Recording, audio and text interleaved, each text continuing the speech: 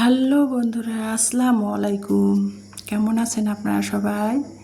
আশা করি ভালো আছেন, সুস্থ আছেন সবাই সবার পরিবার পরিজনকে নিয়ে। হোক আমিও ভালো আছি আমার পরিজনকে নিয়ে। তো এই যে ভিডিওটা, এটা ছিল কালকে তো সকালে একটু ভাত করেছিলাম, তারপরে আর কি সারাদিনে আর সেরকম সারাদিনের আমার ভিডিও কোনো কিছু শেয়ার করা হয়েছিল না। তো রাতের বেলা আর কি সেরকম গতকালকে রান্না হয়েছিল, তো রাতের বেলা আর কি ফ্রিজে কোরবানির মাংস ছিল রান্না করা, হালকা মশলা দিয়ে রান্না করে বেশি করে রেখে দিয়েছিলাম, যে যখন আমার মেয়েরা খেতে যাবে তখন কোনো কিছু আর কি আইটেম করে করে দেওয়া যাবে। তো আমি সেখান থেকে আর কি নিয়ে মেয়েদের যখন যেটা খায় তখন সেটা আইটেম করে দেই, হালকা মশলা দিয়ে কোরবানির মাংসটা আমি রান্না করে রেখে দিয়েছিলাম।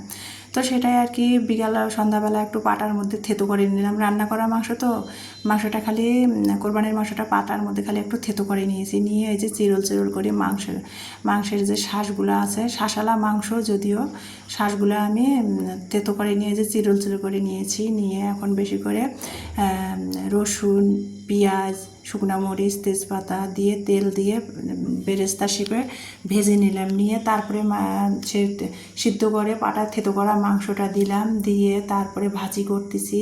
এটাকে মাংসের ঝুরি ভাজি বলে।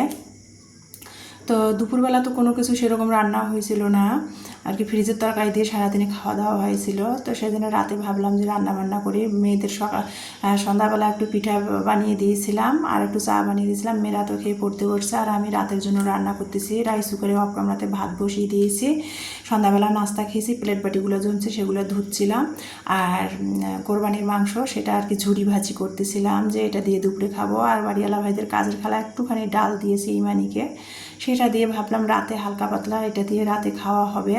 তো সেটাই করে নিচ্ছিলাম, আমি প্লেট বাটি ধুচ্ছিলাম, রান্না অলরেডি হয়ে গেছে, মেয়েরা বসে বসে খাচ্ছিল, পড়া শেষ। তো এটা ছিল গতকালকে রাতের ভিডিও, যে গরুর মাংসের ঝুরি ভাজি কোরবানির, আর এই যে একটু পাতলা মসুরের ডালটা আমি যদিও রান্না করি নাই, বাড়িওয়ালা ভাইদের কাজের খালা দিয়েছিল ইমানিকে খাওয়ার জন্য। তো সেটা দিয়ে রাতের খাবারটা খাওয়া হয়েছিল। তারপরে তো আর রাতের খাওয়া দাওয়া শেষ করে মেয়েরা পড়া শেষ করে রাতে ঘুমিয়ে পড়ছিলাম, সকাল থেকে আজকে আবার শুরু করলাম। এটা আজ রোজ সোমবার, আজকে তো আমি প্রতি সোমবারের মতো নফল রোজা রেখেছি। তো ইলমা আর কি একটু গতকালকের একটু ভাত ছিল রাতের, সেটা দিয়ে যে কোরবানির মাংসের ঝুরি ভাজিটা ছিল সেটা দিয়ে খেয়ে ইলমা রেডি হচ্ছে, স্কুলে যাবে। আর ইমানির জন্য আর কি এসবগুলের পানি ভিজায় রেখেছি, এসবগুলের পানি খাবে। আর গতকালকের একটু তেলের পিঠা বানিয়েছিলাম যে বিকালে, সেটা আছে, সেটা ইমানি খাবে বলছে। আর একটুখানি আর কি দুধ, ফ্রিজে জাল করা অনেকগুলো দুধ আছে, হাফ কেজিরও বেশি জাল করা দুধ রয়ে গেছে। তো সেই দুধটা আবার ফ্রিজ থেকে বের করে একটু গরম করে নিলাম, মানে ফুটিয়ে নিলাম, নিয়ে তারপরে দুধটা আগের জাল করা ছিল গরুর দুধটা, একটু ফুটিয়ে নিলাম, নিয়ে তারপরে আর কি যে লাল সেমাইটা আছে যে রাহুলের, সেটা আর কি সেমাইটা যদিও ভাজা, অনেকে দেখেছি সেমাইটা ভাজে না, আমি একটু তেল ঘি ছাড়াই আর কি সেমাইটা ভেঙে গুঁড়া করে নিয়ে প্যাকেট থেকে বের করে তারপরে সেমাইটা একটু টেলিয়ে নিলাম ফ্রাই প্যানে, টেলে নিয়ে দুধ তো আগেরই ফুটানো ছিল, তারপরে দুধটা আবার গরম করে বলক তুলে নিয়ে তারপরে সেমাইটা দুধের মধ্যে ছেড়ে দিলাম। এখানে 500 গ্রাম দুধ ছিল, সেটার মধ্যে দিলাম, দিয়ে দারচিনি, সাদা এলাচি, তেজপাতা দিয়ে দিয়েছি, 1 চিমটি লবণ, স্বাদ মতো চিনি দিয়ে সেমাইটা রান্না করে নিলাম। নিয়ে একটু বাদাম ছিল, ভাজা বাদামটা আগেরই ছিল, সেই বাদামটা সেমাইয়ের মধ্যে ইমানি নাকি খাবে, তো সেটা দিচ্ছিল ইমানি আর কি।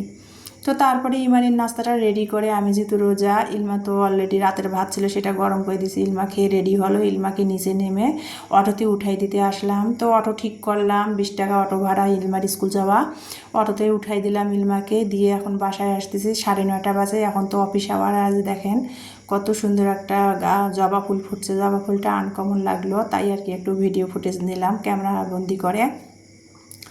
আমাদের বাসার সামনে কে জানি ফুলটার গাছ লাগাইছে, আর ফুল কত সুন্দর একটা ফুল ধরেছে। তো তারপরে বাসায় চলে আসলাম, এসে সকালের বাসি ঘর দুয়ারগুলো ঝাড়মোছ করবো আর কি। তো সামনের রুমে যেহেতু কেউ থাকি না আমরা, তারপর আর কি ইলমা একটু বসে গড়াগড়ি করে বিছানাতে, টিভি দেখে, ইলমাটা খেলে। তো সেই জন্য আর কি থাকি আর না থাকি, বিছানা তো সবসময় না ঝাড়লে না পরিষ্কার করলে আমার কাছে যেন ভালো লাগে না, আমার কাছে সবসময় বিছানার চাদর টান টান হয়ে থাকবে, ফিটফাট থাকবে, ভালো লাগে দেখতে।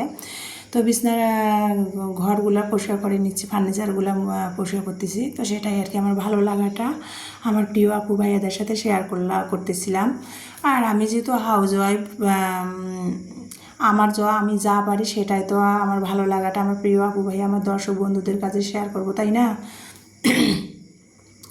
তো সেটাই করতেছিলাম আর কি, ফার্নিচারগুলো পরিষ্কার করতেছিলাম। বিছানা 2 রুমের বিছানা ঝেড়ে ঝুড়ে চাদর ঝেড়ে ঝুড়ে গুছাই নিলাম।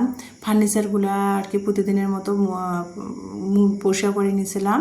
কোনো দিন আপনাদের সাথে শেয়ার করি, আর আমারই কিছু ফার্নিচার আমার বাসায় নাইও, প্রতিদিন আপনাদের কাছে কোনো দিন শেয়ার করি, মন চাইলে কোনো দিন করি না।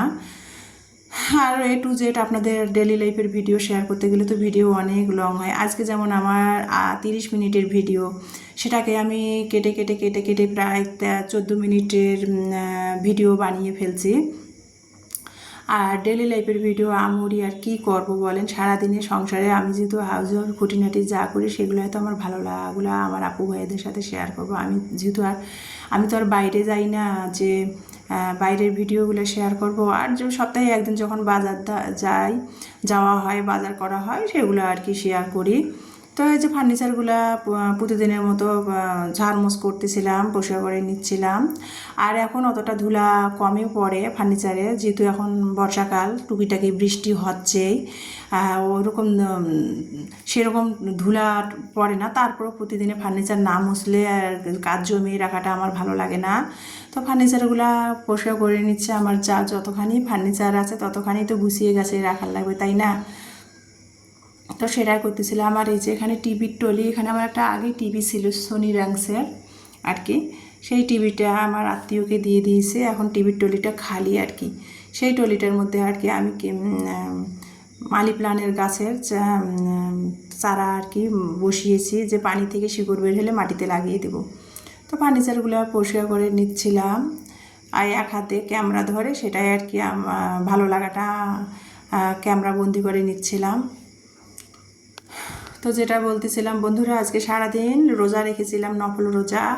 ইফতার করে তারপরে ভিডিও এডিট করে ইফতার করে নামাজ পড়ে মাগরিবের, তারপরে ভিডিও এডিট করে ভয়েস ওভার করতে বসছি। খুব ক্লান্ত লাগতেছে, মানে কথা যে ভয়েস যে দিব না, মানে খুবই ক্লান্ত লাগতেছে।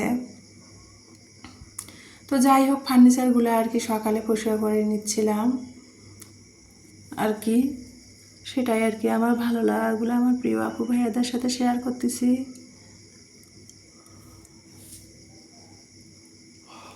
আর এই ফার্নিচারগুলো প্রতিদিন আর কি পরিষ্কার করি। আর দিনাজপুরে এত পরিমাণ চিকন ধুলা, মানে দিনে 2-3 বার ফার্নিচার পরিষ্কার করলেও মনে হয় যে পরিষ্কার করা হয় না কত বছর ধরে এরকম। এখন একটু কম, যেহেতু বৃষ্টি হচ্ছে, রোদ উঠলে তো ধুলায় ধুলা এমন অবস্থা। আর ডাইনিংটা আমার এই যে সামনে পরেই রয়েছে, ডাইনিংয়ে 8 সিটের ডাইনিংয়ে আমার মেয়েরা বসে, কেউ ডাইনিংটা ব্যবহারই করা হয় না, ওরা ডাইনিংয়ে বসে ভাতেই খায় না। ওর বাবা যেহেতু আমাদের সাথে থাকে না, তাই ডাইনিংটাও ব্যবহার করা হয় না। সব 2 বোনে সোফার রুমে নিয়ে প্লেটে ভাত নিয়ে যে টিভি দেখে আর খায়। তারপরেও আর কি ফার্নিচারগুলো ব্যবহার না করলে তো পরিষ্কার করতে হয়, তাই না? তো সেগুলো ফার্নিচারগুলো পরিষ্কার করতেছিলাম। আর এই যে মোড়াটা, এটা কিন্তু আমি হাতে বানিয়েছি।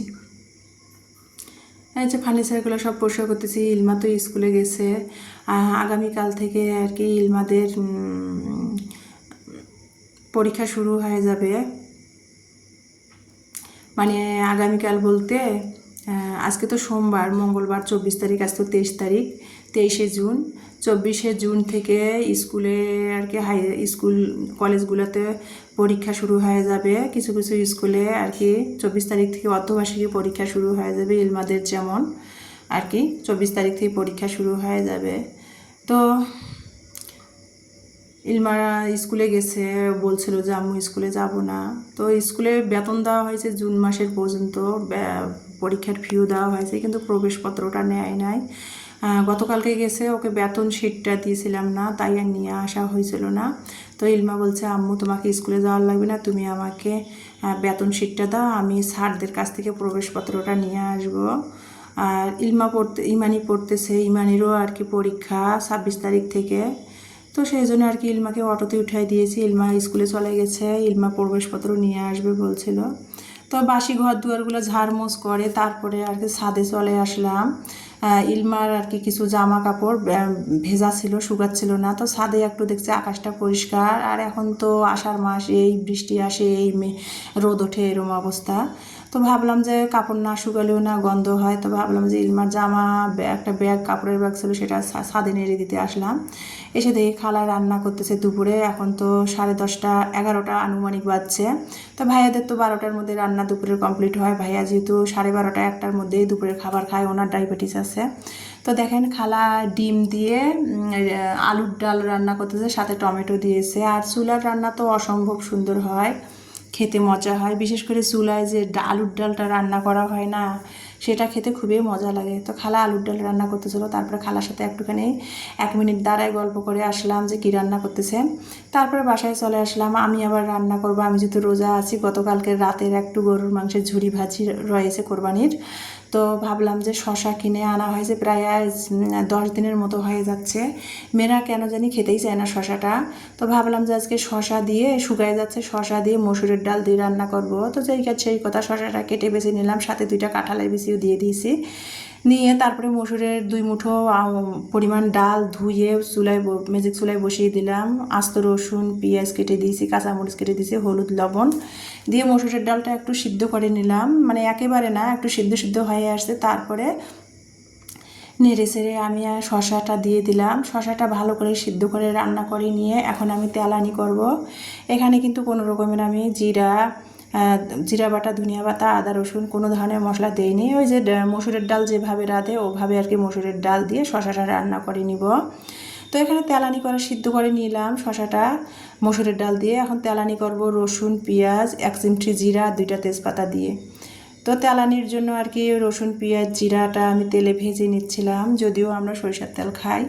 ভেজে তারপরে এখন এই যে ভালো করে নেড়ে চেড়ে নিচ্ছিলাম যে একটু গালা গালা হবে শশাটা। নিয়ে তারপর তেলানি করলাম, করে নেড়ে চেড়ে এখন চুলার জালটা বন্ধ করে দিব। মেয়েরা অলরেডি রাতের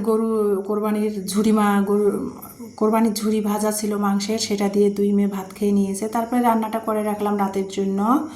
আর এই যে এখানে আমি আর কি এখন বাজে 6:30টারও বেশি, মাগরিবের আজান দিচ্ছে। যেহেতু নফল রোজা রেখেছি, আজকে রোজ সোমবার আর কি, তো নফল রোজা রেখেছি। এখন ইফতার করবো। গতকালকের কয়েকটা তেলের পিঠা ছিল, আর সকালে দুধ সেমাইটা রান্না করা হয়েছিল। দেখেন ঘন হয়ে গেছে ঠান্ডা হয়ে।